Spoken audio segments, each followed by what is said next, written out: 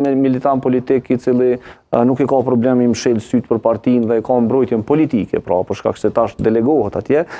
kemi pas një rrezik më të madh në ekspozimin ndaj korrupsionit. Mirë po mbetet me u pa,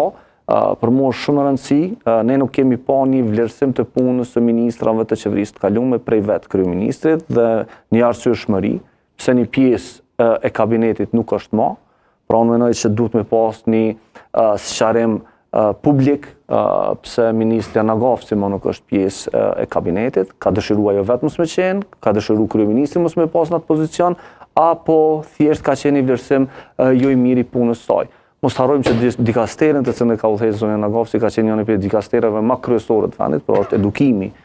I gjeneratave tjera dhe është njëna prej ministrive që nuk ka pas rezultate shumë mira. Mirë po, duhet një... Po jo si pas kryeministit, se e në lëzhej, kogja... Në rast se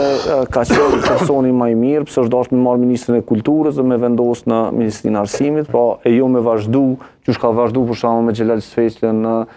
ministrinë e punëve të brendshme, të cilën e ka vlerësu me rizjedhe në këtë pozitë. Ngjashëm do të me pas një analizë... Dorën zanë kërështë dhe t'ishtë shumë befasi nëse nuk do të vazhdon të Xhelali. Për arsyen, po për zonën Nagafci, për shkak se... Kemi